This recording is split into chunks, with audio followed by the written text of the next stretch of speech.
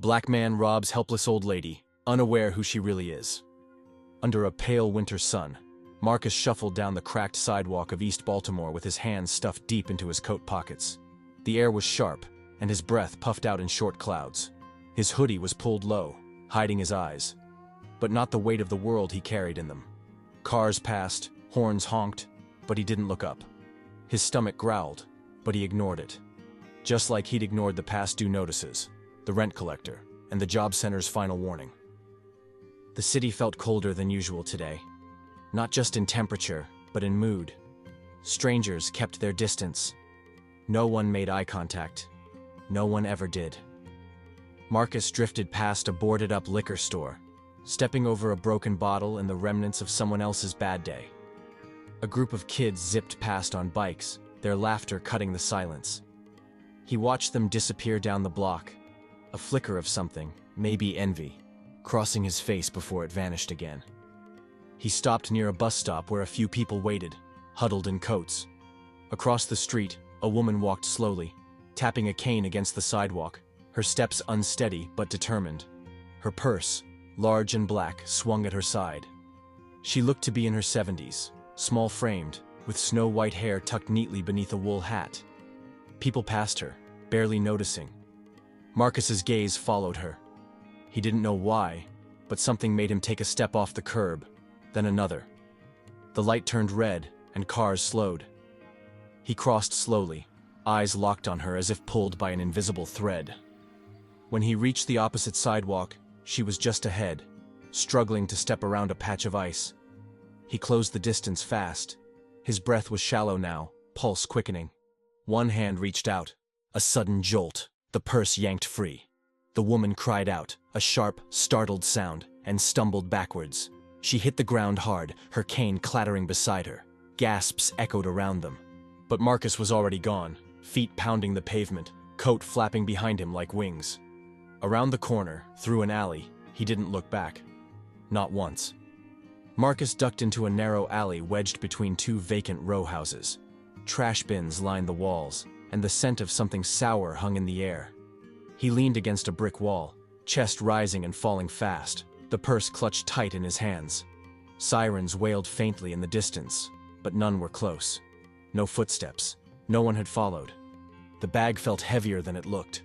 His fingers trembled as he unzipped it and peered inside. No wallet jumped out. No folded cash. Just clutter. A lipstick tube worn to the base, a roll of peppermints, a half-used tissue pack, and a small bottle of hand lotion with a cracked cap. He pulled out a weathered brown wallet. The zipper was halfway broken and the leather frayed at the corners. Inside, no cash. No credit cards. Just IDs, a church donation envelope, and a grocery receipt from earlier that morning. His eyes narrowed. There was barely enough in here to buy a sandwich. He flipped to the inside pocket and found a silver locket, old and scratched. Curious now, he popped it open. Inside was a faded photo. A baby, maybe 2 years old, smiling in a striped onesie. Taped behind it was a tiny piece of paper with handwriting smudged by time. A single name written in blue ink. That name stopped him cold. He blinked, then dug further. More papers. A folded letter, yellow with age, creased a dozen times.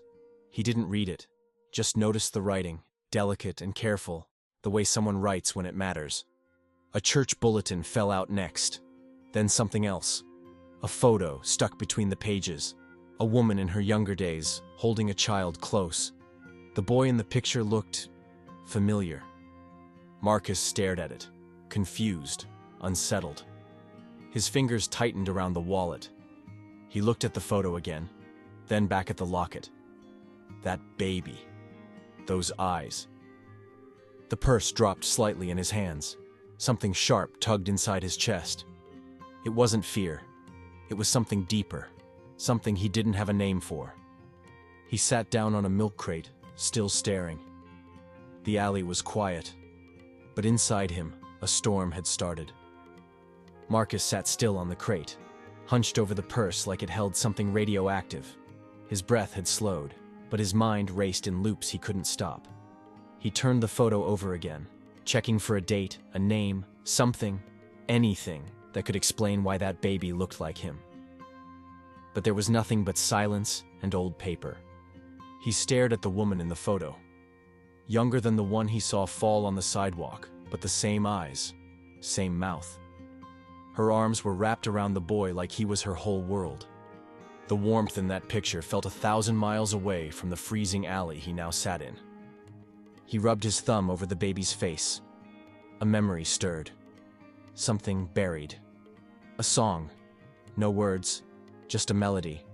Soft and slow. He didn't know where it came from, but it felt familiar. Like a whisper from a life that barely existed. The letter caught his eye again, still unopened. He picked it up but didn't unfold it. His hands shook now, not from cold, but from something deeper. He didn't understand why, but his chest was tight. There was something in this purse that had nothing to do with money and everything to do with who he was, and he hated how much it mattered. He stood suddenly and walked in a circle, the purse swinging at his side. He cursed under his breath, shaking his head, trying to shake the feeling. His eyes burned. He hadn't cried since he was a kid, and even then, he'd learned to stop quick. Crying didn't help you survive. He looked down at the purse again, then at the alley wall like it might give him answers. It didn't. Just cracked bricks and peeling paint. He paced again. 1 step, 2. Stop. Backtrack. Sit. The cold from the ground seeped into his bones, but he didn't care. His mind was louder than the wind now. He ran a hand over his face, tried to breathe steady. For the first time in years, Marcus didn't feel like the one in control. Something inside had shifted. Something big. And he couldn't take another step without facing it. Marcus stepped out of the alley with the purse in his hand, and a weight on his shoulders he couldn't shake. The streets had changed in just a few minutes. More people. More noise. Cars easing past in both directions. But all he saw was the sidewalk where it had happened. He crossed back, eyes scanning the crowd, his steps quick but uncertain. She was nowhere in sight. He checked every face, every corner. A man handing out flyers, a woman dragging a suitcase. None of them her. The air pressed heavy on his chest. He passed the spot again where she had fallen. Her cane was gone. No trace of her. His heart picked up. He stopped a vendor pushing a cart and asked, low and unsure, if he'd seen an old woman with white hair and a black coat. The man squinted toward the corner bus stop. She over there, been sittin' a while, he said. Looks shook up. Marcus turned. Across the street she sat alone on a metal bench, shoulders hunched, purse still missing. A pair of teenagers hovered nearby, not close enough to be a threat but watching. He stepped into the crosswalk.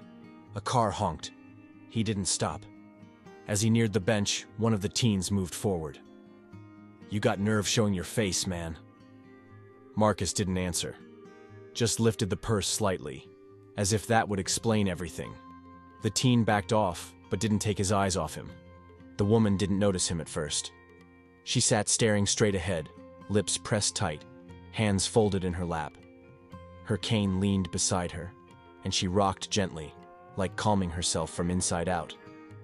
He lowered himself onto the bench beside her. Close, but not too close. No words at first. Just silence, and the sound of passing traffic. Then, slowly, he placed the purse on her lap. She looked down, confused, then up at him. Her eyes widened, not with fear, but with something else. Recognition, maybe, or something close to it.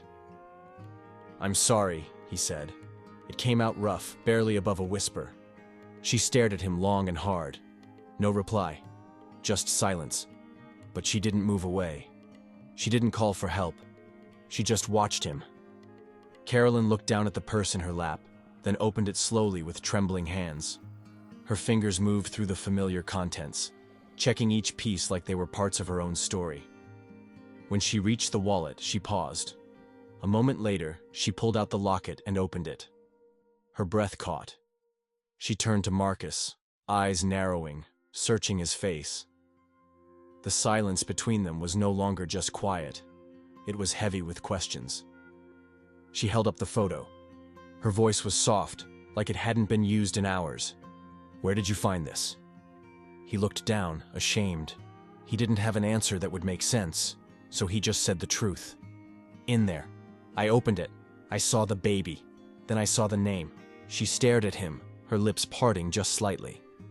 Her eyes filled, not with fear, but something deeper. "What did you say your name was?" Marcus swallowed hard. He hadn't said. He hadn't dared. "Marcus." Her hand went to her mouth. The locket dropped to her lap.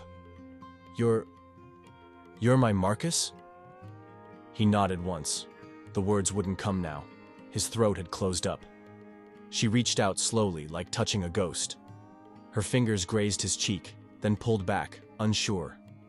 Her body trembled, not from the cold, from something else. "I looked for you," she said. "I tried. After your mama died, I begged them to let me take you. They said I was too old, too poor. They sent you off and then they moved you again. I wrote letters. I called. No one answered." He blinked fast. It didn't make sense. All these years, he thought she was gone. Didn't care.